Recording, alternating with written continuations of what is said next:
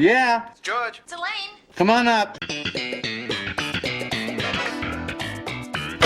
Hey, Vinny, listen. I never heard anything like this in my life. Listen to this. This is exciting! This is exciting! Huh? Did I miss anything already? Kramer, get in. Where's the crazy man? Hey, sit down. Come on, it's about to start.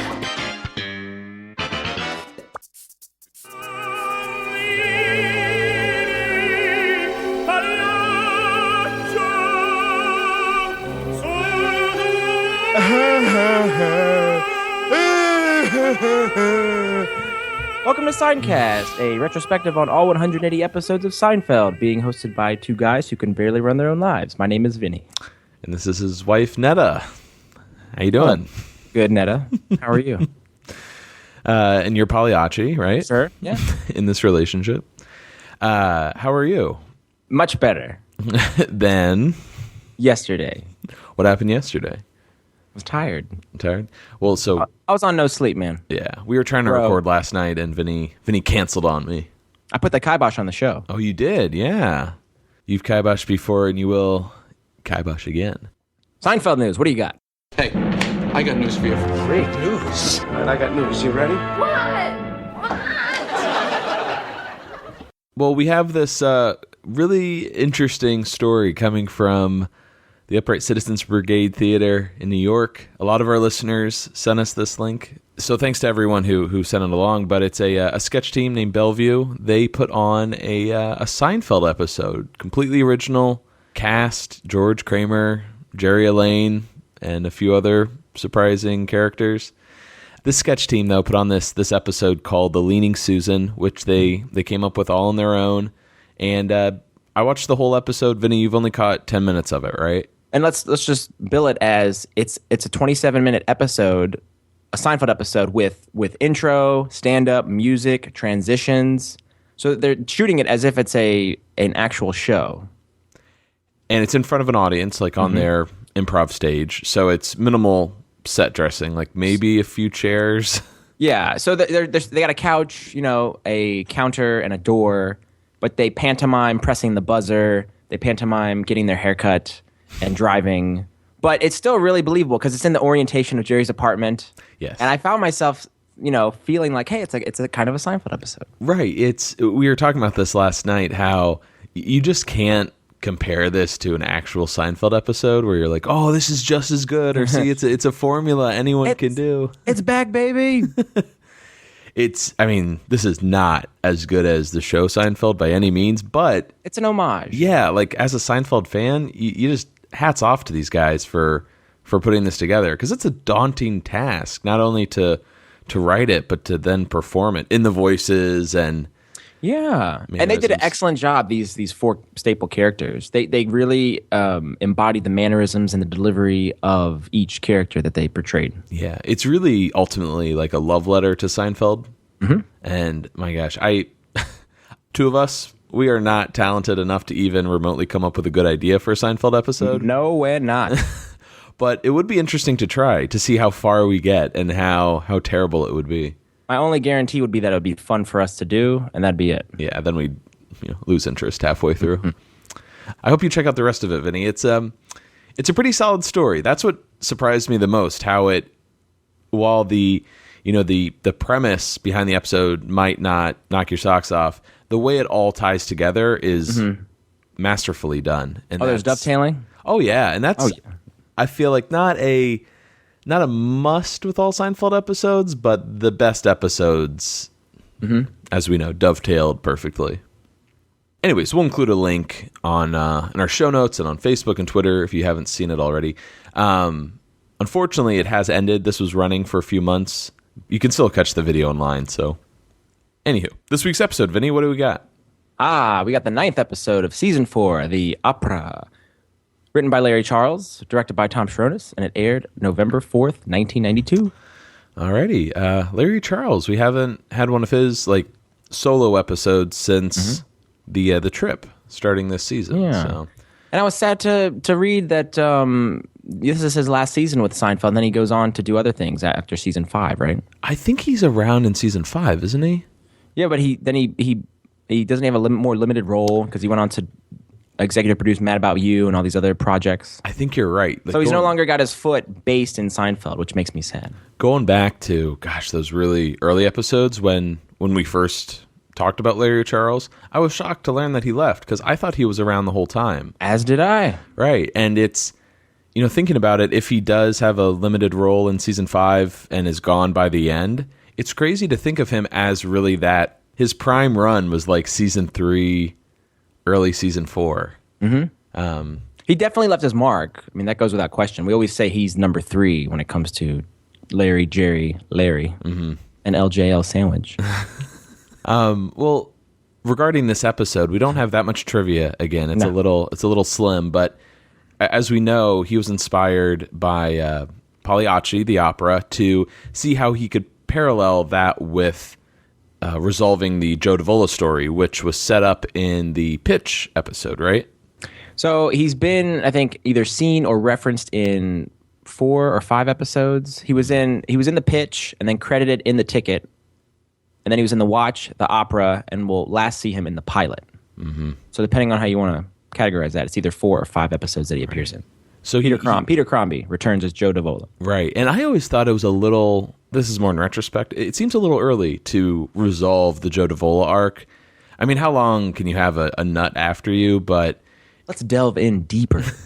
Right. And he's actually it's funny when you think about it, he's got issues with 3 out of the 4. Elaine, Jerry, and Kramer. That's true. And at times in the episode, you kind of forget that, oh yeah, he did have a run-in with Kramer, or he's after Jerry too, because I'm kind of fixated on the Elaine, Joe, that storyline. Sure.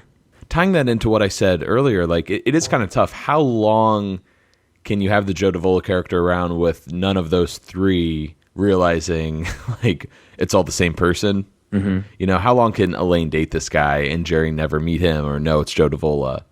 And one other thing that I thought was interesting, because I wanted to ask you, Michael Richards claimed in one of the interviews on the DVDs that he thought it was funny that someone would be afraid of clowns. He's talking about Kramer and his this is the first mention we get of his fear. He thought it was silly that someone could be afraid of a clown, but I think that's a very understandable fear. Clowns can be very terrifying, especially for children. Yes. Well, I think adults even more, right? I used to watch Bozo when I was a kid. You watch Bozo? Yeah, I did watch Bozo.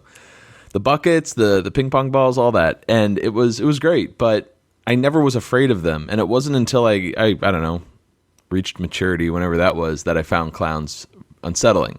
Mm-hmm. Like, look at It, or you can make clowns very scary. Oh, sure. I mean, that moment in the episode when Joe, in clown makeup, like turns the corner. Oh, yeah. Oh, my God. I was doing screen grabs of that, and it really creeped me out.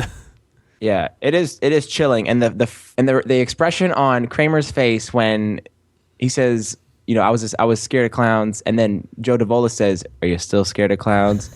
He has this demonic smile. Mm-hmm. That there's why you're frightened of clowns. Yeah, only Larry Charles could pull an episode off like this, like dealing with potential assaults and potential like murder. Like there's all these threats lingering in this episode. Yeah, the scene that really rings true for me is when Elaine is potentially trapped in Joe's apartment and he won't let her leave. Yeah. And I'm like, this reeks of Larry Charles, and he accomplishes exactly what he sets out to do. Dark subject matter, find the funny in it. And he does. And he walks this line, and then Elaine gets out, so everything's good. But for a while there, you're concerned for her. Oh, yeah, absolutely. Well, let's get started. I think the idea behind the tuxedo is kind of the woman's point of view that men are all the same. We might as well dress them that way. That's why, to me, a wedding is like the joining together of a beautiful, glowing bride and some guy. The tuxedo is a wedding safety device created by women because they know that men are undependable. So in case the groom chickens out, everybody just takes one step over and she marries the next guy. That's why the wedding vow isn't, do you take Bill Simpson? It's, do you take this man?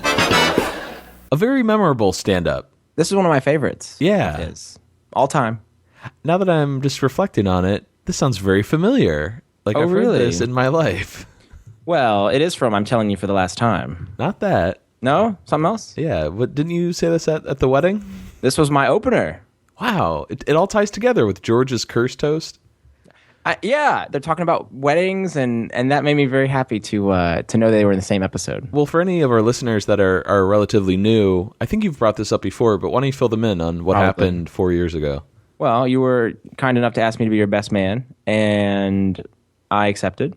And I didn't know. Of course, I wanted my toast to be riddled with chock full of Seinfeld references. And I didn't know how to start it, so I ended up just completely lifting Jerry's bit about being the best man, which was, I think, a perfect pull, by the way. Yeah. And I made it a point to reference or credit. I said, of course. No, you were like, this is all my material, I know. all original. Hey. Of course, after it killed. After everybody laughed, I said, of course, these are not my thoughts. These are the thoughts and ideas of. And I gave you the mic, and you said, Slappy White. Okay. I would love it though if you got up there and you didn't say that. You just started telling jokes and you're so nervous, and then people start laughing, and you're like, I'm gonna take advantage of this. And you just start doing like a full set. Well, I remember you told me on the day, you're like, I thought you weren't gonna say it was Jerry's. I thought you were gonna take it as your own. Mm-hmm. Oh, I did say that. Yeah. Anyway, that's the whole boring story of. Yeah. But you had a lot of wonderful Seinfeld references and stand-up material relating to a wedding and all that. It was fun. Mm-hmm.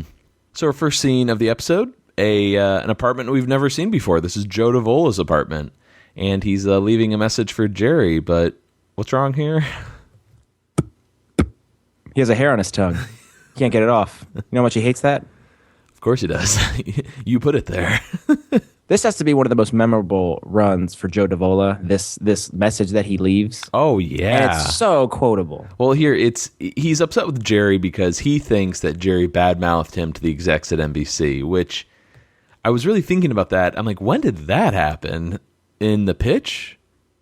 Well, Joe came out, he had a meeting, dropped a script off, and then they went in. So conceivably, Joe may have thought that Jerry said something to them in that meeting. And that's why his script maybe didn't get picked up. Which then leads me to the question, how did Joe Davola ever get a deal or a meeting with NBC? Like, who is this guy? Who's he? What are you doing? Shtick over there? No, I'm serious. Like, I'm joking. Okay. What is that? Because Joe Davola, I guess, I don't know how Jerry introduces him, but I know he says he's like a nut or he's crazy, but I guess he's a writer. He's a writer. Okay. But when we first, I forget in the sequence of events when we see him on his medication and he meets Elaine, and he seems very pleasant, very well-adjusted individual. That's true. So that's probably the writer that NBC knows, versus true. Dr. Reston goes out of the country. Is this the first time that he goes off his meds and then he goes bonkos? Yeah. We don't know. Or maybe it was around the time that NBC turned him down that he might have spiraled out of control. Good call. As you mentioned earlier, Vinny, we get those great terms. He knows that Jerry put the kibosh on his deal, and now he's going to put the kibosh on Jerry. And this is one of those moments where I don't know if this is true, but I think of Larry David saying, kibosh, that's funny. Keep saying that over and over again, and don't stop saying it. So they threw kibosh in there 4 times. Oh, of course. Back. You know he's kiboshed before. And he will. Kibosh again. Which, doesn't that sound like a very Kramer-esque delivery? I will. Kibosh again. He's almost like the dark version of Kramer. Like the Bizarro Kramer. The Bizarro Kramer. Like he's tall, kind of goofy. He does karate. Long karate. He has the long kind of like coat, like a jacket. Doesn't Kramer wear that? Mm-hmm. Yeah. Anywho. And Peter Crombie is so good at playing a psychopath. Yeah. They do something to his face, like in the apartment scenes. I think they add a little bit more makeup. And I'm not talking about the clown makeup. Like he looks a little more pale than normal. Okay. Almost like a cheesy vampire or something. Like when Elaine stops by, there's something really eerie about his complexion. Mark Hirschfeld, the casting director, made it a point to cast dramatic actors for roles like this versus comic actors. And he said the key to these particular characters coming off as funny was getting a dramatic actor playing it as a dramatic role and playing it so serious. Like you believe him as this nut, and that's what makes it funny, that he's so dedicated to playing this psychopath versus a comedian coming in and being like, hey, Yeah, like it reminds me of, we brought him up before, but this guy has like a John Lithgow presence. Exactly. And we know, like, I mean, if you look at his filmography, like John Lithgow can play comedy, he can do drama, and he can do all sorts of crazy individuals, like up to 11, or it can be more subdued. Yeah. We brought up the Trinity Killer before from Dexter, but yeah, he does a great job, Peter Crombie, for the dark material he's given. It's surprisingly funny at times. Yeah. And then if you think about the scene where he meets Elaine, he's very pleasant and affable, singing a song side by side. Next scene, Jerry's apartment here, right? The message gets recorded on the answering machine just as Jerry enters, and he's quickly followed by Kramer. Did you notice this entrance? Oh, yeah. This has to, I think to date, this is the best Kramer entrance. Yeah, it's too bad it's not a full shot. Yeah. Sorry, go ahead. But the slide, the distance he covers in that slide is remarkable. And he's got that rigid, like 45-degree. Yeah, kind of. One leg is straight, the back leg is kind of bent, and he is. Yeah, he's going for it. So we kick off the episode with Kramer wondering if Jerry wants to go to the opera, but I guess Jerry's not feeling it. His first complaint is, who sings? If you got something to say, say it. And is he going into bit mode? Yeah, a little bit. I love the Seinfeld scenes when they do bits, but it feels so natural. Mm-hmm. I don't know if this stuff feels as natural as other scenes. I think it does. Of course, I'm biased, but I don't know. He doesn't like the opera. What are they singing for? It's feeling like this episode feels like it's using a Seinfeld formula. Kramer comes in, hey, with the topic of the episode. Jerry does some material before even answering him. I know we're like complaining about what we love about the show. You are complaining. I'm not complaining. I'm roping you in here. I do love this bit from Kramer though, when he's like, "Oh, Jerry, like they sing to one another in Italy," and that voice of Michael's is just incredible. Where he's like, All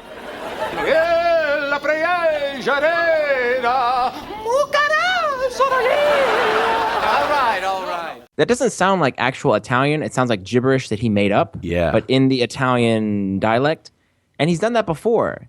He did Spanish in The Ticket when he got kicked in the head and he answered the phone. "Oh no, Swedish." That was Swedish? It was supposed to be Swedish. Okay, that was Swedish. And then in The Bubble Boy to Naomi, he does Spanish in the car when he's in his Pepsi car when he's talking to Naomi. Yeah, Maria. He's really good at that kind of stuff. It gets a little absurd in the what was it, when he's the Santa at Coleman's and he's doing the Swedish the Dorchy Do. Yes. And another bit that I just love here when Jerry's like, "Oh, why don't they talk like that now in Italy?" Kramer's like, "Oh, it's too hard to keep up. They were tired." Yeah, it's really endearing and sweet to see him kind of backpedal, and he has no good answer, and he just they're tired. So Jerry buzzes up Elaine, and I want to interrupt you there. Notice that he untucks his shirt. He hits the buzzer, and then he untucks his shirt. Huh. He's tucked in, then he untucks. And that never stuck out to me before, but they're setting up for like a little physical gag. They sure are. That comes up. Good call. Wow, that's like a little sleight of hand. Never noticed it before. It's very natural. Mm-hmm. So he buzzes up Elaine, and Kramer tries to sell him a little bit more. Opening night, black tie, Pagliacci, the great clown, the great, sad, tragic clown. Like you.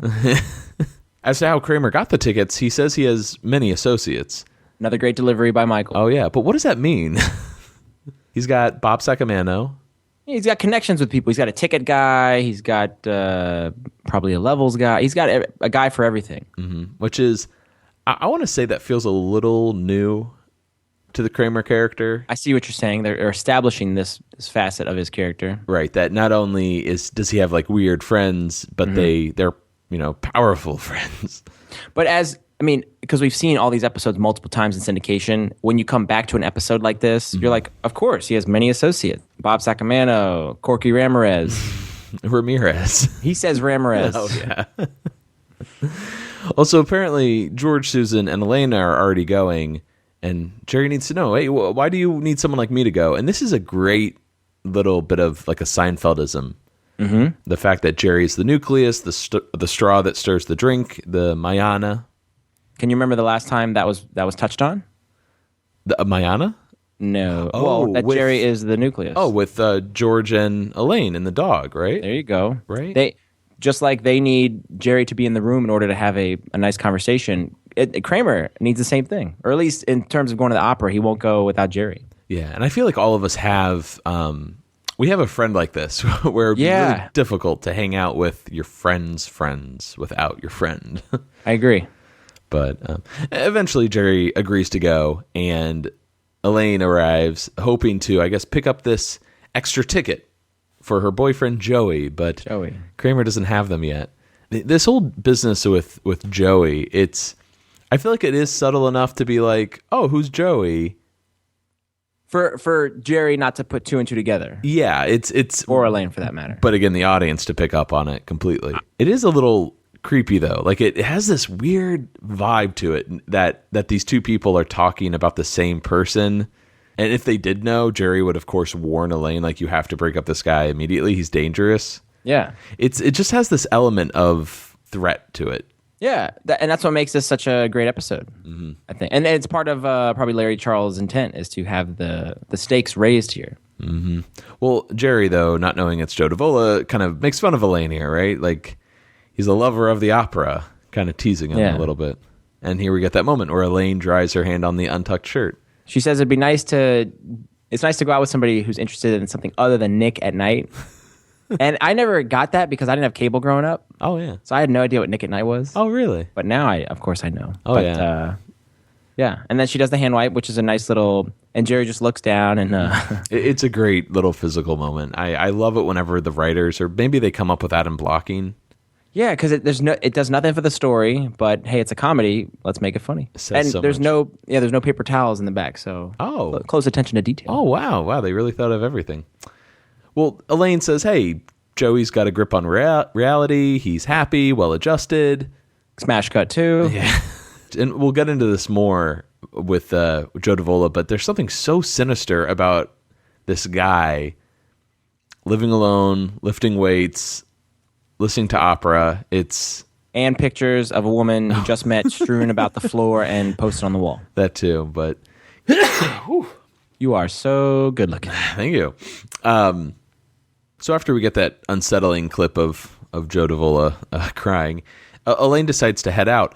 But I wanted to bring up something here. There's some deleted scenes that I guess I don't think they lost. I think that's maybe one of the reasons why they put the Joey clip in there. The Joe Davola clip of him weightlifting. Because they cut out this interesting bit here where like Elaine has trouble, or maybe Jerry has trouble opening like a jar of pickles. Bizarre little material. Like there was other stuff between the two.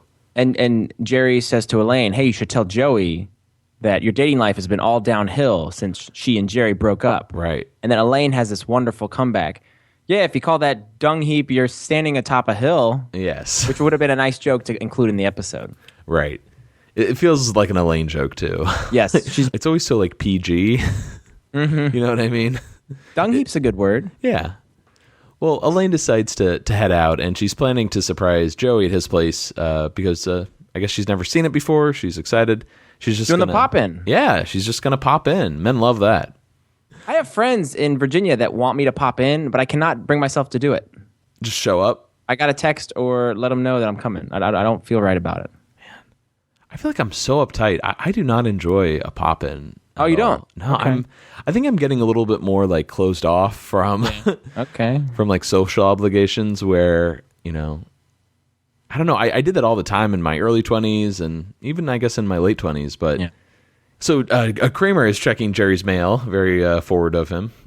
How's he checking that mail? Yeah, through the light, right? He's just trying to read it. He's trying to use the light to shine some light on this sealed envelope and look at what it says. And when Jerry takes it away from him, the way Michael reacts, like he kind of just like looks down like a dog, like kind of ashamed, just sort of staring. Yes, but the light has also shined into his eyes. That's true. And he notices that Jerry has a message on his answering machine. Could be the blonde. Oh, yeah, the blonde. But I like how he says you got a message, buddy. And anytime Kramer refers to Jerry as buddy, I really enjoy that. Yes. That's a nice thing they have going. Yeah, you're seeing, I think, a little bit more of a friendship between the two of them. Yeah. Especially since the trip. They're a little closer. But I guess as Jerry's checking the message, we get a a clip of Joe Davola just burning his hand with a candle. Laughing maniacally. Yes. Very disturbing.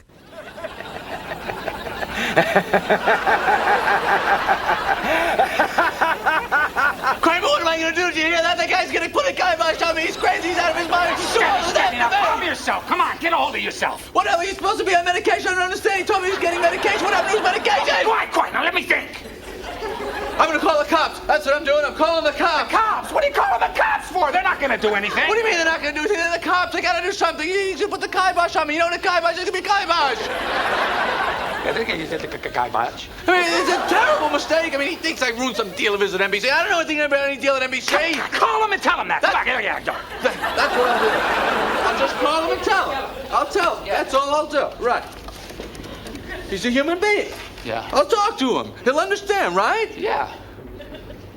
Don't mention my name. Oh, I got the machine. What's his message like? Nice. Yeah. Hello, Joe, listen, this is Jerry Seinfeld. I really think there's been a huge, colossal misunderstanding. Big. And I feel that if we could just talk about this... We can straighten the whole thing out, so call me back. Bye. I'm really enjoying the back and forth now between Jerry and Kramer versus, Jerry and George. But shaking each other, trying to calm each other down. He's going to put the kibosh, Mm-hmm. It's very good. Do we know what kibosh... Obviously, it's something bad, like do away with or put down, but... I didn't look up the dictionary version or the... Yeah, I wondered if this was a real word from some culture out there, but I've read some places like, people think it's Yiddish, but it's not Yiddish. When I look on Wiktionary for the origin of kibosh, it's unknown, but there's possibilities. There's an Irish origin, meaning death cap, the hood put on someone before they are hanged to death. Or When someone wants to cap you away. Death cap. Oh, nice. And then there's a Scottish one, meaning cow boots. The hobble put on a cattle to prevent them from straying. I don't think And that's it. there's a Hebrew possibility, meaning conquer or tread down. So That now makes sense. We're getting closer.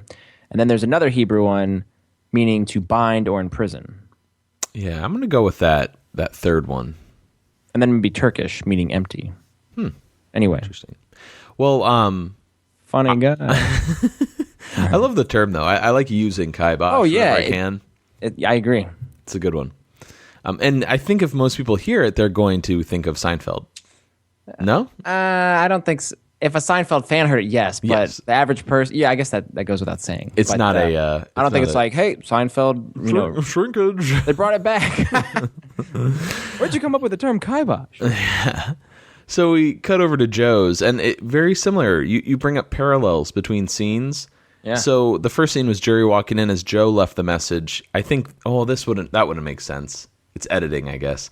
Elaine walks in as Jerry leaves the voicemail, I think. Oh, yeah. I can see But it. that wouldn't make sense because Elaine just left. Oh, yeah. So maybe he hit it. I guess it doesn't matter when the message was left. It matters that he's listening to it as somebody's entering his apartment, right? Or no? Well, because Elaine left, Jerry went to go listen to his messages. He freaks out. He calls Joe back right there, and then Elaine's already at Joe's apartment. Yeah. So unless Joe lives like right down the street, Perhaps. I don't know. But Elaine arrives at Joe's and walks in. The door is wide open. And how would you describe the state of this apartment? Complete disarray. Complete disarray, right? I think there's some open containers of food. There are the weights, as we mentioned earlier. Yep. Newspaper and magazines everywhere. But There's a coffee table. Yeah, there's a coffee table. But the wall of photos is probably the most disturbing element. That's where your eyes dart to. Right. And Elaine is a little unsettled, to say the least, to find Yes. dozens of photos of her, all black and whites, taken like voyeuristically. It's not like it's a pose or they're out to eat. She didn't consent to these pictures. She did not. And So her back is turned now. She's looking at the wall. and Joe silently just walks out of the dark room with his gloves on and his long trench coat, almost like I was going to say, does he remind you of anybody, that look? No, who are you thinking? I'm thinking Dexter in his Oh. kill room attire. Yeah, there you go. There's another parallel. He Yeah. closes the door, frightening Elaine, and immediately. You know, You scared me. Oh yeah, he cracks some jokes. He's like, "Oh, I like to encourage intruders," which is, if the tone were different, I think that would be a funny line, kind of. Well, he says fear is our most primal emotion after Elaine says, "You scared me." Mm-hmm. And then she says, "Well, you left your door open." So they're already weaving this web of this guy is lost it. Oh yeah, he's something. What is all this? Do you like it? My home is a shrine to you. Where did you get all these pictures? I took them myself with a telephoto lens. Coming out of your office, your apartment, shopping, showering. Showering? I developed them myself in my darkroom. Would you like to see? In the dark room? Oh, no thank you. Not right now. I'm a day person.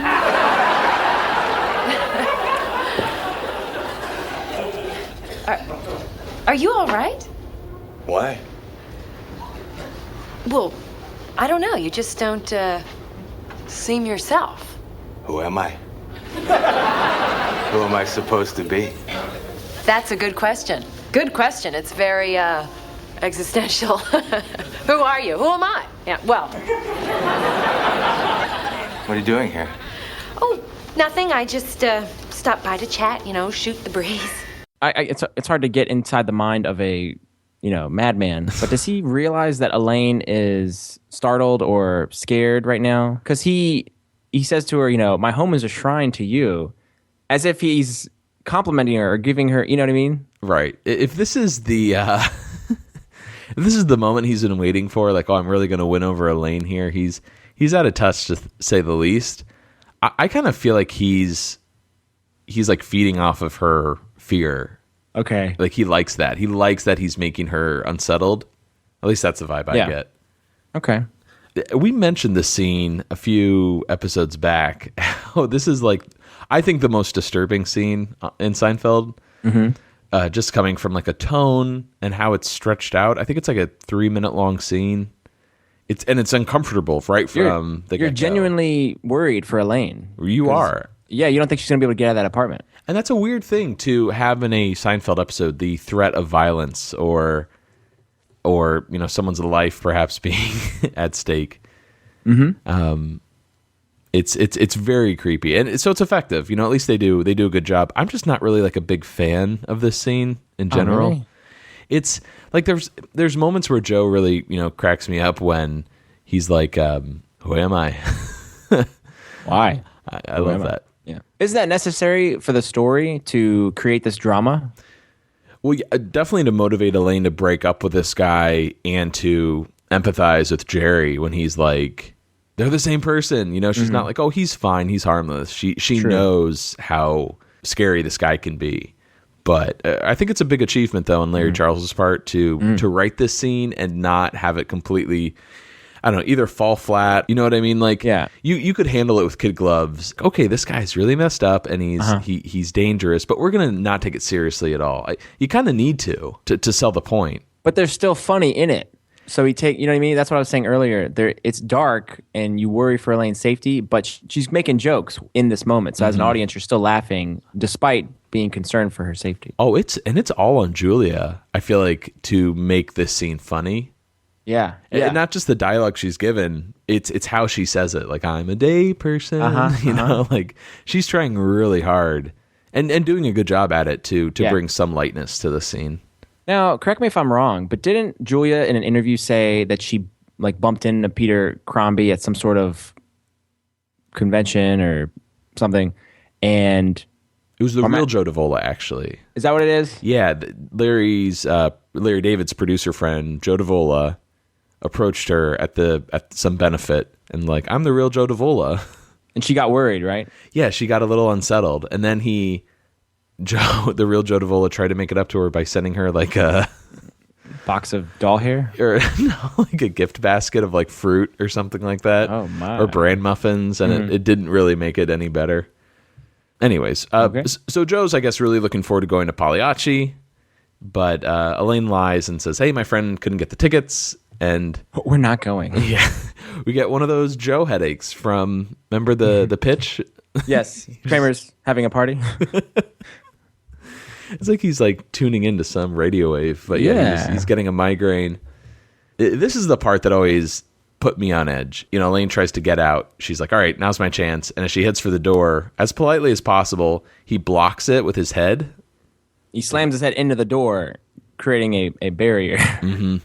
Calling her Netta and telling her how Pagliacci's wife was unfaithful to him. That's where I think more like the thrill of this scene, the thriller element ratchets up as well, because now he's referring to her as another person. He no longer sees her as Elaine. He sees her as Netta. Yes. Because he's delusional now. Mm-hmm. So, well, Joe ultimately wants to know who Elaine has, who she's betrayed him with. And tell me his name. Yeah. There's also a moment, I think, where she opens the door and he slams it. That's at the end where she's like, I'm just going to be going. He's like, you're not going anywhere. And that's when she sprays the banaka. Well, before even she rifles through her purse, like the audience even is like, "Ooh!" Like, they're feeling it, which makes that moment so satisfying when she, you know, she's rifling through her purse. You don't know what she's going for. Yeah, and gets him in the face with that banaka, and the audience even applauds. Yeah, you're right. One of those rare. Do we get a woo? You might, but it's you're like, all right. Yeah. But Joe goes like flying. He like falls into the couch, and I guess that banaka stings. Cherry banaka that he got. Yeah, it is, right? Yeah, cherry banaka. That comes back. Okay. So we jump over to Jerry's place, and before you get started, there was a different beginning to this scene. Originally, Jerry was going to be singing along to an aria from Pagliacci while putting on his tux, and then a neighbor would have knocked on his door, telling Jerry to keep it down and complaining. But I find that very odd because Jerry didn't want to go to the opera in the first place. So why would he be singing along to this? What is that crap? You know, that doesn't. It makes sense why it was written out or cut. Yes, that's the thing about Jerry that I don't. Well, I get now because it's consistent. Like he just doesn't like opera, and he's going, I guess, just to be with his friends. But I do like that kind of imagery though of Jerry singing along. Well, we get to see him sing in a little bit, so stay tuned. Oh, that's true, yeah. Well, he's on the phone with the police, and I guess he's trying to get them to give him some protection. I don't know what, send out an APB, but they're not going to do anything. He tried to request assistance from other law enforcement earlier, and that didn't work either. That's right. So there's a knock at the door, and it's George, but Jerry's a little freaked out. He checks the peephole first, then lets him in. And notice the door is also deadbolted. Oh, yeah. Normally it's an open door policy with Jerry, but he's got all the clap code D29. Oh, yeah. Good call. Well, George, though, is dressed in a tux, maybe 2 sizes too small. A little bit. And he just so happened to wear white socks with his black tux. Oh, I didn't notice that. Good move. It makes it that much more funny. He's uncomfortable. So I want to know more about this Bobby Layton guy because... Yeah. George was the best man at his wedding? Presumably. Mm-hmm. And... unless he just jumped up with a champagne glass. That would be very George-like, right? Because if you think of when he works for Play Now, we had a little party for Grace, and he is the one... I hate to do this to you. Go ahead, I'm sorry. It's the barber with Tata to tell. I forget the name of the business. Oh, that's what it is. Not Penske, but the other one. Yeah. Thank you. Anyways. Yeah, but he just started working there, and then he takes it upon himself. We had a lovely party for Grace, and he makes the toast. So it's conceivable that he just grabbed a glass and started talking, but it'd be fun to think that he was a best man at somebody else's wedding. Yeah. But then it'd be this friend we never heard of. And I think Elaine was at that wedding. Yeah, you remember the cursed toast? Oh, yeah, the cursed toast. So these 3 people were there. So this guy, Bobby Layton, must be important to them. Mm-hmm. Or it could be like the Drake, where everybody hates the Drake, and they're required to go. That's a good call. Maybe Elaine and Jerry were dating at the time? 6 years ago, so it's 92. Whoa, wait a second. Are we there? That conflicts with our timeline, doesn't it? Because Elaine, we have to go way back, but... This is 86? This is 92, yes, that would be 86. I don't think Elaine had moved to the city yet. Didn't we say she moved in like 87? Yeah. Or 88? Cutting it close. Larry Charles dropping the ball. What's his number? I want to speak with him. Maybe, well, how about this? We say we say Jerry and Elaine dated long distance, and that's why she moved to New York. How about that? Maybe, yeah. Yeah. Or She was in maybe this Baltimore. episode is all like a fever dream in There Joe we Davola's go. head. There you Yeah. go. All right. Well, it was a bad toast. Never heard anybody curse at a toast before, which I'm sure is not that uncommon, right? I'm sure some people... Imagine. Yeah, it's a little... Especially the more drinks, if you pre-drink before that toast, expletives are going to fly. And depending on the crowd, I'm sure for most crowds it's frowned upon, but I'm sure there have been some good curse toasts. And does cursing loosen people up? Is that supposed to loosen them up? Or it could make them uncomfortable, as Jerry says. And you wonder what George was doing. I imagine the toast was something like Steve Buscemi's in The Wedding Singer, where he's like, Yeah. remember that time we picked up, I guess they were hookers. And everyone's like, oh. That's actually very very appropriate. Something like that. George was probably drunk, I imagine. Mm-hmm. But Jerry's line of, they were just standing there, they were frozen. They might have just, and he makes this move where he's holding a drink and he's just, his mouth is agape. And I can visualize everybody at this wedding hearing George spew out this crap and Yeah. Oh, it's great. Apparently the bride's father put George in a headlock. And threw that's him out. important. Keep that in mind. Yes. Visualize that. So it turns out Susan, who is still around, surprisingly. So at this point in her relationship with George, they're still dating. She still has her job at NBC, but Kramer has vomited on her. Her father's cabin burned down, and her family learned that her father's gay. Is that where we are at in the story? Okay, so there's still more trouble that's going to befall Susan, but this is where we are. This is what we know. Well, we already knew that. Apparently, she's not going to the opera. She had to pick up a friend at the airport.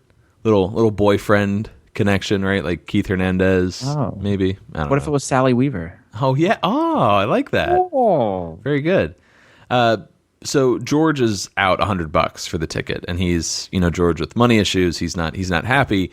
He actually has a lot of money issues specifically with Susan, actually. He wishes just for once she would reach for the check. I like that that's a Seinfeld thing, the reach, because I think that's a polite thing, not only with girls, but with just going out with a friend, and you're like, I'll treat, and they're like, no, I got it. They do the reach, they reach for the wallet. It's the assumption that you're going to pay for it, which is, I don't care if it's a family member, a friend, or it's a little insulting, isn't it? Right. Or hey, let me get tip, but yeah, offer something. But I like treating. Yes. But does that say something bad about us that we would like the reach? No, It's like why can't you do something out of the goodness of your heart without expecting?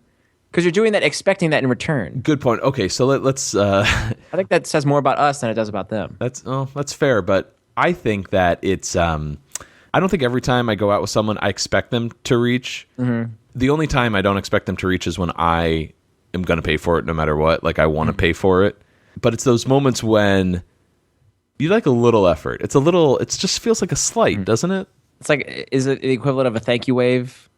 You let somebody in, they don't have to wave, but when you get one, it's like, oh, I like this person. Yeah. Anyway, Anyways. let's not even analyze it. So Kramer arrives, and unlike the scene earlier, this is one of the few times he can't slide right in. He attempts to arrive. Right. And he gets locked out. Apparently, he isn't going to wear a tux. He's just wearing his normal clothes, which really irritates Jerry and George because... I thought you said people dress up for the opera. They do. I don't. So we first had the gag with George and his clothing. He wore a tux, but it was much too tight. So he's going to be uncomfortable, and we'll look at a place. Now Kramer comes in wearing his normal clothes. Now Jerry is put in this unfortunate position of he's going to be uncomfortable. Yes. Oh, yeah. I think Kramer even referred to tuxedos as, what was it? Monkey suits? Monkey suits, right, in an earlier draft, which I kind of like. So Kramer puts on some Pagliacci, and as you mentioned earlier, upon hearing it, Jerry is just disgusted. What is that crap? Yeah. And it kind of boggles my mind that Jerry wouldn't know what opera sounds like. Right, yeah. That's what we're gonna go here. Anyhow, yeah. Jerry says, all right, I'll wear it. It's bad enough I got to go to the opera. I got to sit next to Ozzie Nelson over here. Right. I never got that reference, and I didn't know who Ozzie Nelson was. Yeah, me either. So apparently there's this old classic TV show called Ozzie and Harriet. Which and sounds familiar. Yeah, but it was a TV show that aired from 1952 to 1966, and Ozzie Nelson was one of the stars. Ozzie Nelson's granddaughter, Tracy Nelson, will come back in the cartoon to play George's girlfriend, Janet. Which one's Janet? Now, Janet is the she-Jerry, who looks just like Jerry. Oh, yeah. We talked about her last week, I think. Yeah. That's wild. So, who's her grandfather then again? He was the actor on the show? Okay. Tracy Nelson's grandfather is Ozzie Nelson of Ozzie and Harriet of Seinfeld reference fame. Wow. Wow, what a small world. That's really funny. It's like 6 degrees of Seinfeld separation right there. Right. Regarding those tickets that they have now, the extra ones, Susan and Joey's, Kramer gets excited because, hey, now we can scalp the tickets. And Cue George doing a Frankenstein walk as fast as he can. Really? Oh, yeah, he gets really excited hearing that they might get $500 a ticket. What is that, 5 times the amount they paid? Hey, and another scalping reference. Yeah. Which brings back Cigar Store Indian. Love those scalping references. Seinfeld. And we cut to Joe's real quick, and we get a little bit more Pagliacci music here, and it's that really eerie close-up shot of just Joe putting on his clown makeup. Yes. In that moment, he's putting on the makeup, and he's very at peace with himself, and he's almost proud putting on this makeup. Yeah, he's like, now, like, I'll fulfill my destiny. I've assumed this role as the clown. Yeah. When I say it out loud, it actually is really creepy. But hey. Anyways, we got an act break, commercial break here, and then we jump over to Town Hall. Town Hall. This is where the opera is. I thought they were going to, like, Lincoln Center or something, but whatever. Sure. This is when Jerry hears that Elaine sprayed Joe in the eyes with the Banaka, and we specifically get the cherry Banaka, right? Yeah. Again, nice. It's nice that they add this detail. Mm-hmm. They could have just said Banaka and left it. And what's his bit here? Start with the cherry, then come out with the regular. Yeah. And what's Elaine's response to this bit that Jerry goes off on? She says, it's like I didn't even know him. He's a totally different person. So she doesn't even acknowledge that he does this bit, you know? Oh, right. So I mean, for obvious reasons, she's concerned about the nut. Some of the bits, like, might as well just happen as, like, thought bubbles. Yes. You know, like, I'm realizing some of Jerry's material is just him speaking out loud with no regard to the other person. So Jerry responds with, well, you should hear the message from my nut. Right. I love this term nut. I'm using that a lot more often. Like, instead of calling someone a jerk or an yeah, I call them a nut, and it just, I don't know, it makes me feel a little bit more content, you know, with the way things are. Do you find it a bit odd, though, that Jerry and Elaine haven't put this together yet, that Joey and Joe Davola are the same person? Or that, actually, I don't. I find it very believable. Or that Jerry would never mention Joe Davola by name to Elaine. Because he said every other time he's referred to, it's Crazy Joe Davola. When he talks to George right, or Kramer. But with Elaine, it's just, oh yeah, I have this guy in my life that's really... Yes. It's a bit... that's the nitpick. It's a TV show. Yeah, the nitpicking side coming out. But Jerry's starting to feel pretty uncomfortable that George and Kramer haven't arrived yet, and he's flipping this coin here. And when I was thinking about what clips to play this week, this just was at the top of my list. Oh, yeah. Hey, what are you doing? That's my quarter. No, it's not. It's mine. I was just flipping it. That's mine. No, I dropped it. It's mine. All right, you want the quarter, take the quarter, but don't try and tell me it's yours. Well, it is mine. What do you think I care about the money?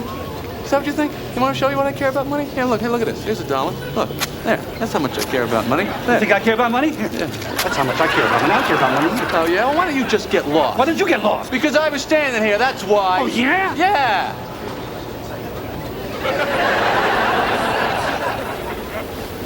I don't like this opera crowd. I feel tough. Anybody else got a problem? There are so many little guest spots this episode.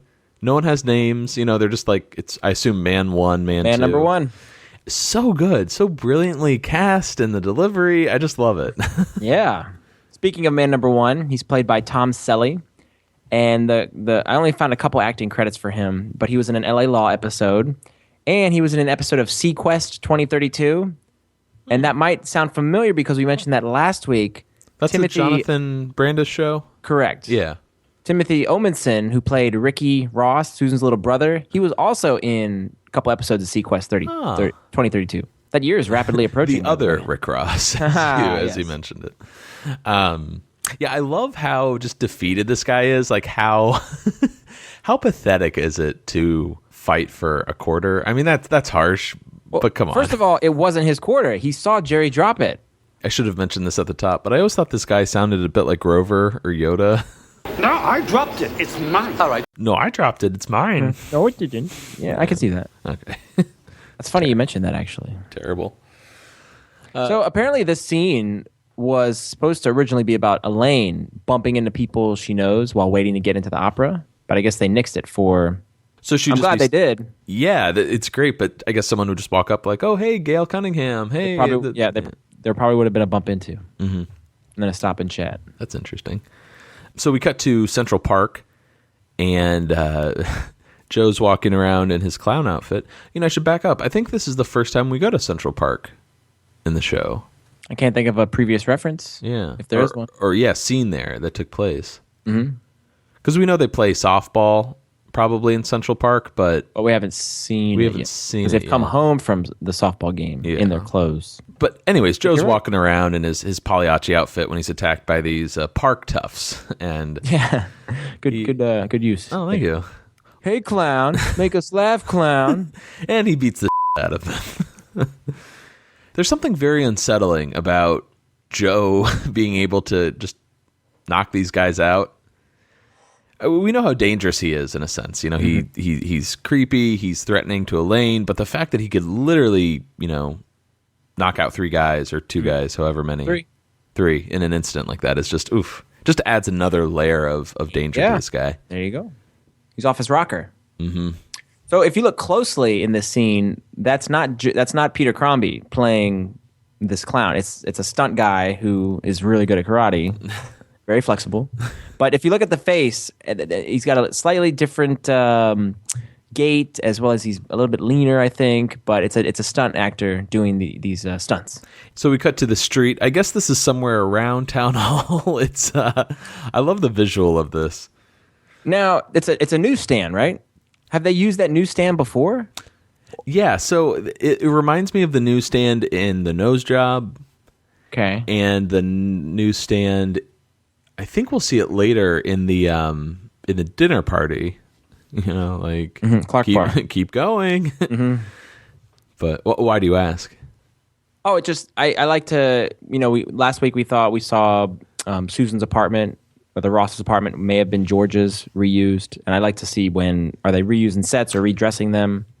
I'm betting they have just one newsstand, and this is the one that gets reused a lot. Okay, it's kind of like at a weird placement though. How there's not many alleys in New York, at least in Manhattan, if any, really. Maybe someone can tell me I'm wrong, but that was sort of the big surprise when I first moved here. So I'm like, wait, where are all the alleys I see in movies and TV shows? But you get an alley, and then it just goes right into a newsstand. It's just a weird layout. Kramer is making a pretty good effort selling these tickets.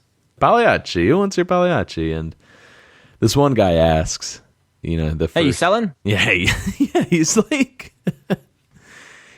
so sleazy about it too. Hey, what do you got? It's orchestra, row G, dead center. You think he died and went to heaven? And I love Kramer's.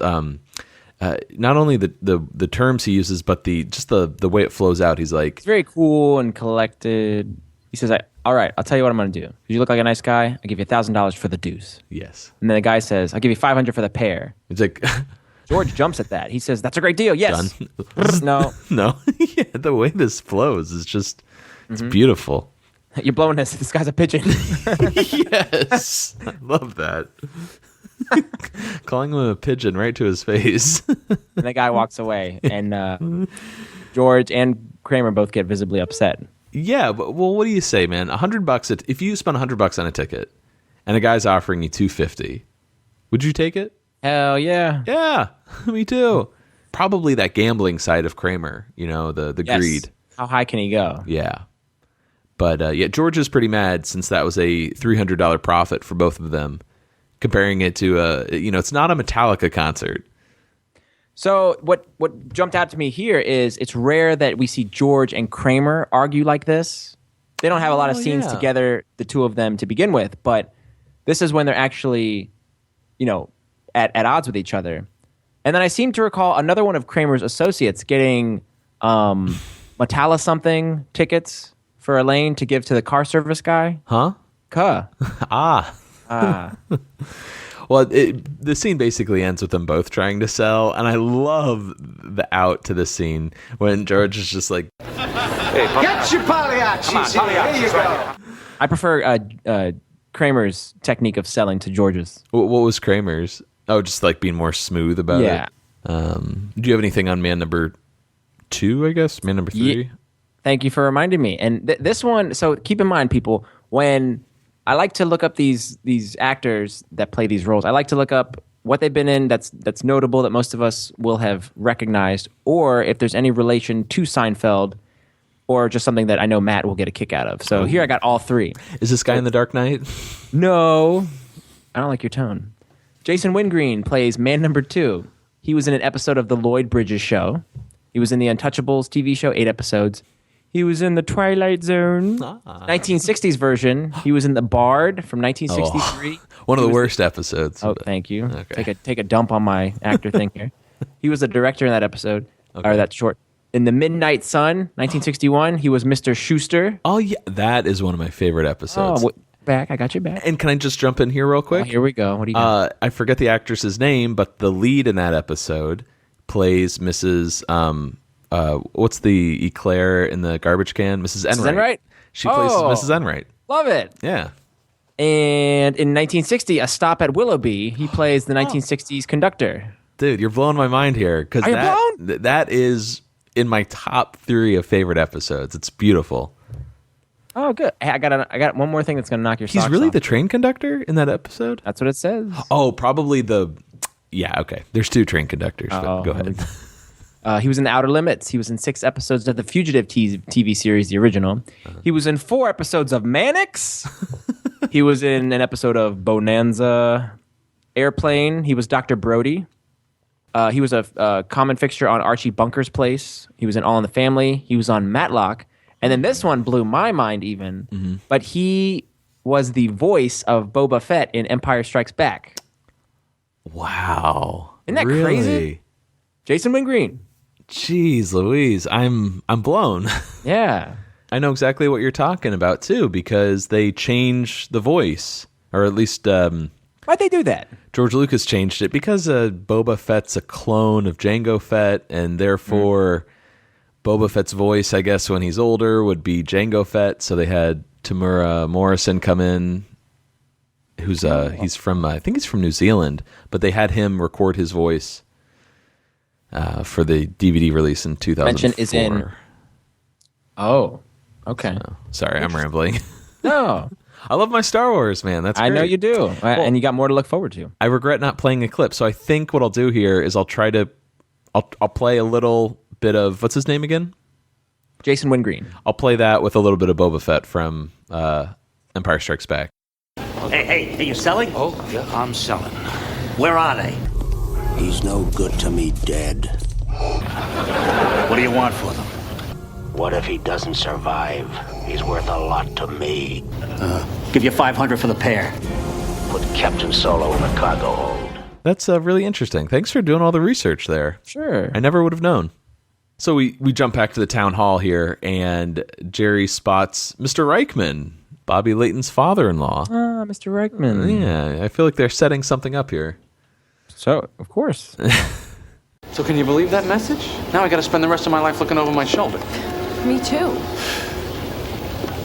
Crazy Joe Davola. How do you know his name? What do you mean? Why wouldn't I know his name? I never told you his name. I never told you his name. Wait a second. Who are we talking about here? Joe Davola. Right, Joe Davola. How do you know his name? I've been out with him 3 times. I should know the man's name. Oh my God, Joey, it's Joe Davola! Joey is stalking you. Are you kidding me? Going after the man that is trying to kill me! Oh, Jerry, why did you tell me his name was Joe Davola? Oh my God, last night he accused me of seeing someone else. He said, tell me his name. He said, tell me his name. Oh, he said that! If he sees me with you, can you imagine what he'll do if he thinks that I'm the one that not only ruined his deal, but NBC even took away his girl? What about me? Excuse me!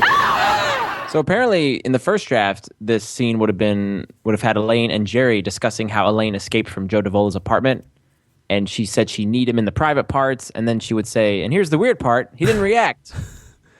So I'm not sure where they were going with that. Oh, like he's been castrated, or I just didn't have a comment on it. that sounds about right, though. Something about the Joe Davola character makes me think like you could hit him anywhere and he wouldn't react. He'd either be like a wall or there'd be no feeling. Good point. Take it. I'm so relieved now that they finally are on the same page. Yes. Because it's stressful. You know, you're just waiting for them to come together to realize. And another thing I wanted to bring up was Jerry is really good at doing these long runs of dialogue where he uses his entire breath. Because he did it last week in The Bubble Boy, or a couple weeks ago in The Bubble Boy. When on the car ride. He does his whole trip. He goes 100 miles an hour like that. But here he's doing the, can you imagine what he would do for me if he sees for you, ruin his deal at NBC? And that must come from the years of stand-up and being able to control his breath and his voice. Oh, yeah. And then Elaine, when she says, what about me? Oh. Does that remind you of anybody? Oh, a little bit of Sandra. Yeah. So we cut back to the alley, and George has this guy cornered. And I love this guy's look. He's like the Asian Newman. You know what I mean? Good call. And I'll bring that up later because there's a scene that reminds me of a Newman scene. But I just like his interaction with George. I like his look. I love the glasses. Got a big smile on his face. Yeah, I just like this guy's look. But he's very jovial too. He's George is trying to push $300 for the ticket. So again, he's trying to make an extra 50 what Boba Fett was offering, and the guy's not feeling it, understandably. And this is when Mr. Reichman conveniently walks by with his wife, and he's. Well, can I talk about that man? Yeah, go ahead. So man number 3 is Glenn Chin. He's actually been in a lot of stuff. He's man number 3 in the opera. In Teenage Mutant Ninja Turtles 3, he was the jailer, or one of the jailers. Oh, okay. For the third one. I have that on DVD. Maybe I'll pop it in. You got this on DVD as well. He was in Naked Gun 33 1/3. He was the sumo wrestler. He was in Art of War. He was in Natural Born Killers. He played the druggist. All right, sir. Which also starred Peter Crombie. So they worked together, most likely. Cool. And in 50 First Dates, he was a cafe regular. Nice work. Well, Mr. Reichman here, who's walking by, is really angry that someone is scalping tickets. I told them to put extra security out. And when he goes up to George, he's like, "Excuse me." "Hey, Pop, would you buzz off? I got something cooking here." He's like, "Costanza?" "Mr. Reichman?" It works. As absurd as Mr. Reichman running into George would be. And Mr. Reichman says, he says, "You still got a mouth like, give me those tickets." Do you know what he says there? Mr. Reichman? You still got a mouth like a sword. Give me those tickets. Okay, so I always thought he said a sailor. That's what I would have thought, yes. They're tired. But subtitles on the DVD says, "You still have a mouth like a sewer." Right. So I'm not sure, because the line is kind of not muffled, but it's not very clear as to what he's saying. Mr. Reichman? You still got a mouth like a sword. Give me those tickets. And every time this scene comes up, I always listen closely to try and figure out what it is, and I still couldn't figure it out other than seeing the subtitles say sewer.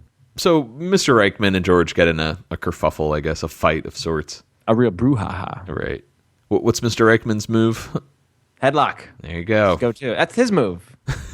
There's a couple of characters. That's my move. He put me in a headlock. That's my move. There's a couple characters in Seinfeld that have moves, whether it be sexual or violent. Oh, God. Oh, God. Mrs. Reichman is thoughtful enough to warn Harold to be careful with his hair transplant, which I like. I like her delivery. Yeah.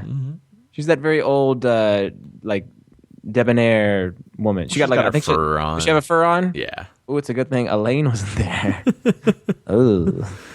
So, Mr. Reichman is played by Ross Evans. He actually passed away in 2013. Oh, but he was in Teenagers from Outer Space. He was in The Nude Bomb, The Competition, and he was in a 1986 Twilight episode.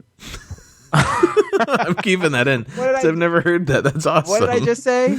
You said Twilight episode? Okay, Epizone. a Twilight Zone episode. 1986 called The Grace Note, and he played Sam. Huh. I don't know if you know that one. Yeah, I don't know the 80s as well, but there's still some decent episodes in the bunch. And Mrs. Reichman is played by Harriet S. Miller. And this actress only has 8 credits on IMDb, but I want to go through each one. Okay. So it's a pretty cool list. She was in Matlock, and it's like one episode here and there. Yeah. Matlock, Seinfeld, Sybil, Easy Streets, Freaks and Geeks, Housebound, Gilmore Girls, and Scrubs. Huh. So most of those are pretty well-known shows. Yeah. And she's only had 1 or 2 spots in, a handful of those shows. But it's a pretty, nifty little list. Oh, yeah, for sure. I love those character actors that just have, you look at their listing and you're just like, wow, you did all of these really great shows? Like, how lucky can you get? So we're back to the town hall, and Jerry and Elaine are having a conversation with a clown. The previous clown who scared them. Excuse me! It's not Joe Davola, but he's dressed exactly like... Well, it's not Pagliacci. It's Yes. Pagliacci number 2. Yes. This clown over here is played by Jarrett Graham, and this guy was in Child's Play 2. He was in 2 Law and Order episodes. He did a lot of voice work for that animated show, The Critic, and he was in a 1986 Twilight Zone, Welcome to Winfield. Mrs. Ross was in... I forget the actress's name. Grace Zabriskie.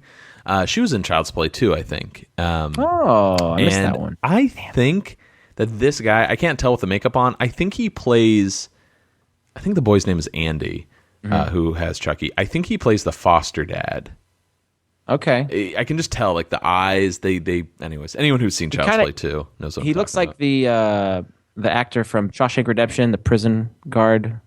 That's what really? I think he looks like without his makeup on. But anyway, that's all not interesting. Yeah, his name's escaping me. He does a lot of voice work. Yeah, he's Mr. Crab. Yeah. So in early drafts, there was actually much more information about this other clown, the seemingly normal one.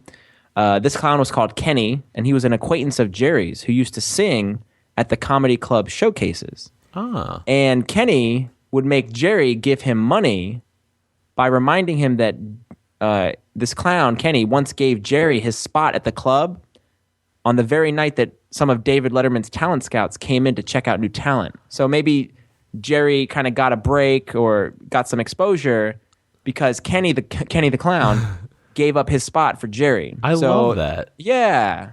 I like tying, characters to Jerry. Well, we didn't really spell out what the scene is. It's him asking for change. Jerry like, oh, the guy next to me, he has my quarter.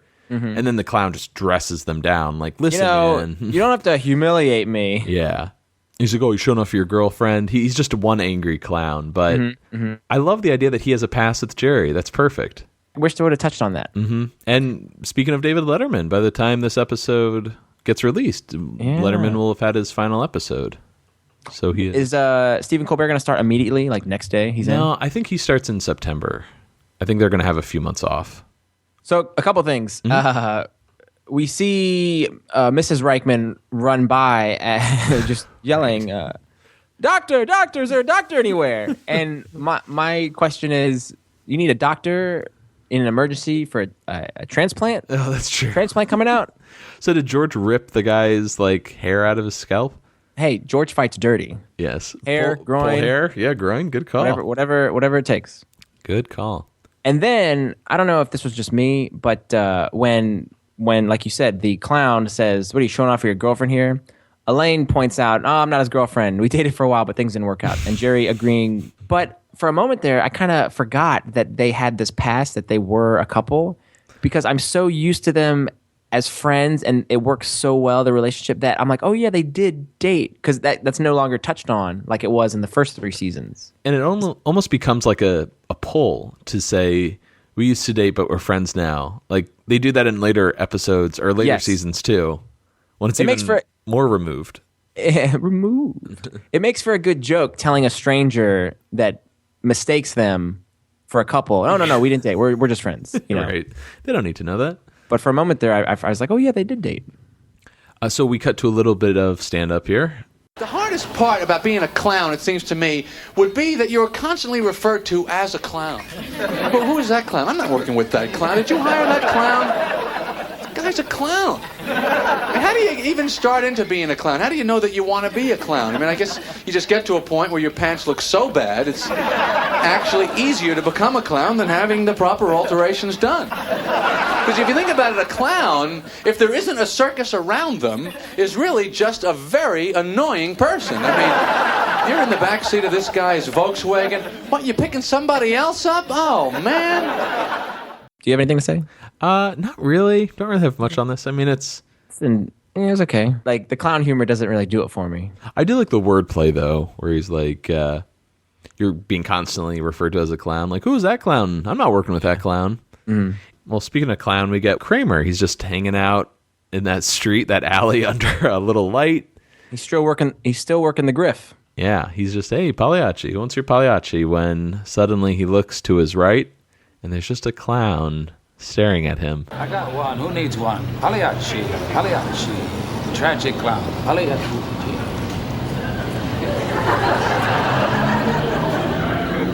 What did you say?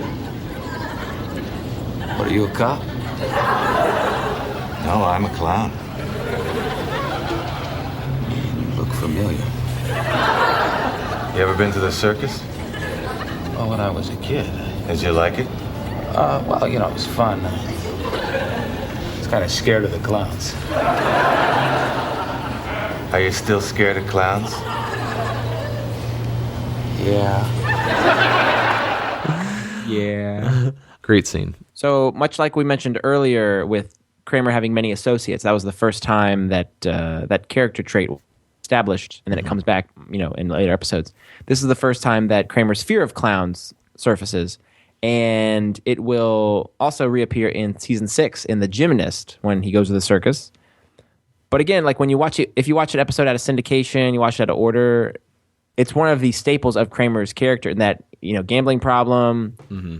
Isn't there another episode where like Elaine's trying to get him not to go, oh, it's the slicer, where she's like, and that's a deep pull because there hasn't been a clown reference for seasons, and she's like, oh no, I'm not going back to my place yet. I have to stop off at the circus, with all the clowns. It's like, oh, no clowns. So we cut back to Town Hall, and we get this lovely little musical moment with Jerry that I think we did like months ago when we saw Fish in the Dark. We did. I remember desperately looking up the lyrics. I'm like, what is this damn song called? It's funny you mentioned that because during the table read, Jerry sang the lyrics incorrectly, and Rick Ludwin, the famed executive, NBC executive who championed the show, he truly loves this show, and it seems like he cares about it. This is his baby. He caught that there was this mistake, and he informed Larry Charles. And then Rick Ludwin sang the actual lyrics for Larry. Larry put those changes in the script, so we got the correct lyrics here sung. I love how the audience applauds when Jerry's done singing too. They give him a little, oh, that was nice. Yeah, good moment. Nice work. Now this is where everything comes together. Jerry notices the clown from earlier, Kenny the clown, as you called him from the script, and he starts giving him crap, but Elaine smells cherry banaka on him. And then they spot the other clown singing nearby. They realize, oh my God, this is Joe Davola. And they run off. A few questions for you. So is Kramer dead at this point? Like, did Joe kill him? No. But I mean, like, Kramer gave him his ticket, so they're good. Oh, was that it? Oh, I never really thought of it that way. Well, Joe already got his revenge on Kramer for not inviting him to his party by kicking him in the head. So I would think they're square. But although Kramer's still afraid of him. May I jump in here, though? At the end, when Kramer's like, I gave it to some nut in a clown outfit, I don't think Kramer ever realized this was Joe. No, he didn't. But Kramer's not dead, is my... Yeah. I was just thinking, like, what is Joe's MO this episode? Like, is he just trying to scare these people? And if that's it, he's really a harmless guy. I mean, at least other than, like, trying to keep Elaine in his apartment. But... Yeah, fighting... He isn't hurting anyone, or he isn't going after them the way you would, like this episode has been teasing it. But anyways, we cut to the alley, and this is when George is closing the deal with the guy from earlier. And they settle on $250, so that's the original offer George got from Boba Fett. George tried to get it a little higher. He said, what we say, $275? And the man number 3 goes, $250. Hey, he tried to squeeze an extra $25 out of him. George has done that. George will do that in the future as well at Rudy's. Oh, yeah. Oh, good pull. Did you make it $225? That was my high score in bowling. Yes. As the guy counts out the cash, Susan shows up. She's happy to see George, and hey, I made the opera. Her friend, I guess, got stuck in Philly. George, he'd rather keep the cash than go to the opera with Susan, and he makes this pretty, I think, smooth trading. Like, we get to go to the opera together, and gives the guy his ticket, gets his money. Heidi Swedberg looks beautiful coming in her opera attire. I really like her early on. Early Susan is really nice. It's late Susan I'm glad she licked those envelopes. Oh, God. No, just the character. But Heidi Swedberg is gorgeous. Oh, yeah, for sure. But I like how George says, what are you doing here? I thought you were going to the airport. And she says, no, there's a problem. And he goes, so what? She couldn't take a bus? Yeah, and really she could have. I mean, Philly's only an hour and a half, 2 hours away from New York. One of my favorite made-up names on Seinfeld. That's Harry Fong. He's a good friend of mine. He's a big opera buff. Enjoy the show, Harry. That name Fong, just, love that. Yeah. It's up there for me with Slappy White. I really like that name. Okay. So George is about to tell Susan that he can't make it. He's like, listen, and they cut. There's a deleted scene here that I was going to bring up later, but it helps explain a bit of continuity in the final scene when they're all sitting together in the opera. Sure. Should I bring it up here or maybe later? Do it now. Okay, well, so when Harry Fong, we'll use that name, when he's making the deal with George, he's like, hey, you split your pants? That's what Harry tells to George because his tux is too tight. They make the deal. Susan arrives, and right where they cut in the show, George tells her, hey, listen, I'm not going to go. I split my pants, and there's a lot of back and forth, but he eventually tells her, hey, you'll have more fun going. I'll go to the coffee shop. I'll meet you there later. Oh. And then Susan walks off, and George immediately starts counting the cash. He's really excited, and he realizes it's short. And then he's like, oh, Harry, and he walks off. Oh, wow. Yeah. So I think we're both in agreement that the inclusion of Harry stiffing him $75, like that would have been really nice to hear. We still learn about it though, so we do. We're in on the joke, and then we. So here's the final scene, and one of our favorite moments too at Town Hall. Jerry and Elaine begging the ticket taker to let them in, even though their friend has the ticket. Come on, you gotta let us in. Not without tickets. We have tickets, we just don't have them with us. Well, that's a problem. Excuse me. You don't understand. Someone's after us. A crazy clown is trying to kill us. A crazy clown is after you? Oh, that's rich. One of our favorites, wouldn't you say? One of our favorite lines, I'd say, hands down in the series. Yes. For multiple reasons. It's a wonderful delivery, and we went to school with a lovely guy that we're still very good friends with named Rich. That's Rich. That's Rich. So anytime we bring up Rich in conversation, this line gets said. Yes, absolutely. So Bill Saluga plays this wonderful usher, and he was in a Murphy Brown episode. He was in a Home Improvement, Mad About You. He was in an episode of The Simpsons as well as King of the Hill. He voiced the same character, Raymond J. Johnson Jr. Yes. I did look this up. That's a character from the 70s that he did? Yeah, he was known for this character, you can call me Ray or you can call me Jay. His whole deal was like, don't call him Johnson. Yeah. Call him RJ. You can call him RJ, you can call him RJJ, RJJ Jr. But don't call him Johnson. Yeah, but don't call him Johnson. Now, was that like a commercial or a TV personality? What was it? Well, just since I wasn't around back then, I saw a few beer commercials. Whenever he'd like sell a product, Okay. They'd be like, hey, Johnson, what beer do you recommend? He's like, well, you can call me. He'd go off on this tangent and it would annoy people. Okay. And I seem to recall before looking up these commercials, like that being referenced in some TV show. Like Homer going, you can call me Ray. Yeah, that sounds real. Now that you're saying that sounds really familiar. When I saw King of the Hill and Simpsons, same character, I said, that's weird. It's like him playing a personality. it left the commercial world, and I don't know if he traveled as a comedian or anyways. Wow. But I managed to find one other bit on this fella, and I don't remember if we knew this prior. Did you know he was in Curb Your Enthusiasm for 3 episodes? 3 episodes? I have a feeling we didn't. I think both of us may have missed this because I want to say I knew, but I don't think I did. So I'm gonna bite the bullet and say I didn't know. He plays Lewis. Oh my god! In season 5, the smoking jacket, the ski lift, and the end. Bill Saluga plays Richard Lewis's cousin, who has a healthy kidney to donate. He's in a coma for the whole season. And he's like, I was about to say he's MIA, but yeah, he's been in a coma. You're right. Yeah, and now looking at him, I'm like, that's Lewis, but I slept on that one. And that voice though in this episode, like a crazy clown is after you. Oh, that's Rich. It just doesn't. When you hear him do the whole "you can call me Ray," it's such a different voice that I forget what his voice sounded like in Curb. I think it was more just normal. Normal, yeah. Just doing a character. But yeah, I'm shocked that you of all people didn't pick up on that. You're usually really good at spotting the repeat offenders. Wow. It's exciting though when I catch one because it's again 17, 20 years later. God, nice. He will return. Yes. In Curb. Well, Kramer eventually shows up, and the 3 head in, and here we get the final scene. This is, Jerry's reading about Pavarotti in the playbill. Pavarotti, of course, of the 3 Tenors. Yeah, there you go. Ava Martone as Pagliacci's wife, Netta. Netta, yeah. Elaine doesn't like that. And then Harry Fong shows up, and this is the moment that he reminds me of Newman because he's next to Jerry in a crowded seat. Do you know what I'm talking about? Yes, Super Bowl. Yeah, when Newman and Jerry sit next to each other in the Super Bowl, and like Newman's almost on top of Jerry. No Give me labels. an inch. No labels, Jerry.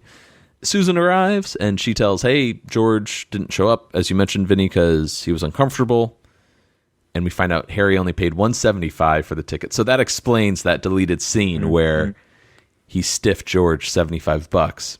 And Kramer wraps it all up by saying, I sold my ticket to some nut in a clown suit. And there's that. Love that wide shot of all of them. Everybody's clapping except for Elaine and Jerry, who are just staring straight ahead, scared. Made me wonder if this was filmed in the auditorium at the studio at the CBS Studio Center auditorium where they filmed the Pez dispenser. Oh yeah, I can see that. With Very those similar. Those lined seats that are red. Now, did you see the original ending to this episode? No. And I don't know if this was going to play over credits or what, but before we get to the stand-up here, so in this scene, there's a shot of Harry Fong listening to the opera. He's enjoying it. It pans left to crazy Joe Davola, I believe, and he's crying. In makeup? Yeah, he's in makeup and he's crying during the performance. Susan gives him a tissue. Then it goes next to Susan, and it's Kenny the clown, and he's really grumpy. He's just like not smiling. He just looks really upset. And then it pans over to Kramer, and he's like fast asleep, just like snoring, like moving around. That's really good. I'll try to do a series of screen grabs so you can see this, but it's a really funny visual. I just don't know how it would play in the episode. That should have been in credits. I'm disappointed they didn't keep that in. I wonder if it was like too difficult to play with credits. I don't know. Right, they would have had to put them in a corner or something. A little bit of stand-up to take us out. I had some friends drag me to an opera recently. They all got those little opera glasses, Do you really need binoculars? I mean, how big do these people have to get before you can spot them? I mean, these opera kids, they're going 250, 280, 325. They're wearing big white woolly vests with the women have like the breastplates, the bullet hats, the horns coming out. You can't pick these people out. Forget opera. Think about optometry. Maybe that's more your thing. You don't like it? I'm such an I just want to be like, ouch. I don't know. It's just I liked it. Really? Okay. The opera optometry line is fabulous. I love it. This is great. Yeah. You know something we didn't mention earlier? Remember Syntax they came up with a way to televise opera? Yes, Sendrax. Sendrax. From the stock tip. Good call. We should have tied that into this episode. Jerry could have just stayed at home. We're getting tired. You're right. This whole episode could have not... Yeah, you're right. Come on. It's like equivalent of a cell phone. Yes. Ratings? If we can. So, what do you think? All right, Vinny, take us home. This has always been one of my favorite episodes. I always look forward to this one when it's coming up in my rotation. And every scene for me is great. I love the Joe Davola character here. He's dark, but it's still funny, the premise. The one thing that I'm kind of thinking about during this episode, it's really light on the George story, which a lot of episodes that I love have strong George storylines. But this one's more Jerry-centric, and usually he's the straight man, but he's got a lot, as well as Elaine, to deal with in this episode. Yeah. Who is this really centered around? I guess Jerry and Elaine. That's what I would say. Mm-hmm, for the most part. But I'd say even Kramer has a bigger presence than George. He does. They've kind of shifted. George does get the great entrance moment with the small tux, which is pretty good. Yeah, and then the nice bit, the physical bit with the headlock. Yeah, this is one of those episodes for years I always looked forward to as well, but on the rewatch, I don't know, it didn't do it for me as much as I expected it to.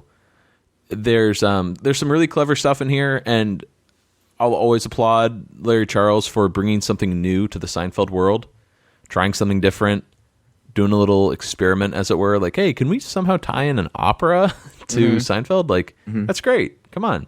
And can we have really dark elements also? Always applaud him for that kind of stuff. But there's just something about this episode that doesn't hit me the way the Cheever letters did, or the pitch, the ticket. It just doesn't have as much meat on it as I'd like. There's a lot of like little moments though that I really love. The George Kramer ticket selling scene, like get your Pagliacci right here. The Joe Kramer clown scene, the quarter scene. Jerry singing in front of the opera, the quarter scene. And even the visual moment of George walking in the door in his tux, and just seeing the two of them together, Jerry and George. So there's a lot of good stuff in this episode, a lot of memorable moments that seem to stand above the episode as a whole, in my mind. But anything you didn't care for this episode? The lack of George, I guess? Yeah, but that's not even a complaint. That's just something I picked up on. But I really enjoyed this episode. I thought it was a really good one. Mm-hmm. So no. My only complaint now is that you told me about that extra ending we could have had of them panning, much like the tape when we have the pan from Kramer to Jerry to George. That would have been, and they've done that before. I feel the Pez dispenser when they go from Jerry to Tweety to Pez to George. Yeah, I really wish they would have included that. Yeah, so that's my gripe. Only gripe. Good. It's the editor I'm mad at. So what do you feel like for this episode? I think I'm going to give this episode 9 crazy clowns out of 10. I'm going to be giving this 8.5 hairy fongs out of 10. For me, this is a pretty good. Is that the second highest? Yeah, maybe a little bit below that, like somewhere between even Steven and pretty good for me. What's between pretty and gold? Is there anything? No, it's just. Oh. I would give this just below a gold Jerry, so I would say a pretty good, but higher on the gold.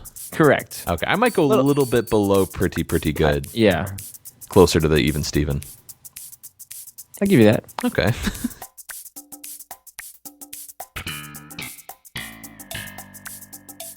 All right, sir.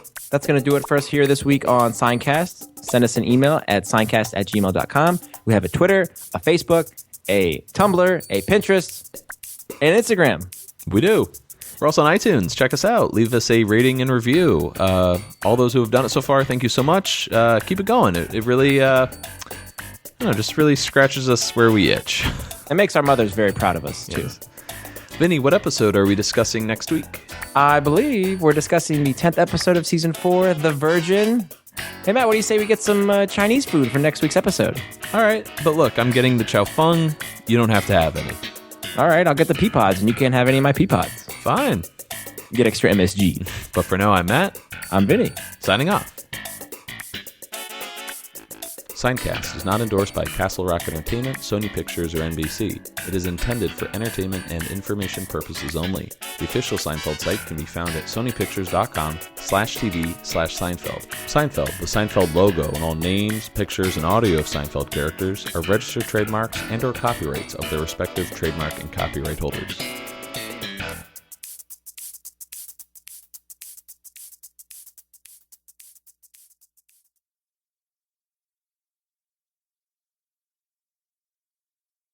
Overture, curtains, lights, this is it, we'll hit the heights, and over what heights we'll hit, on with the show, this is it.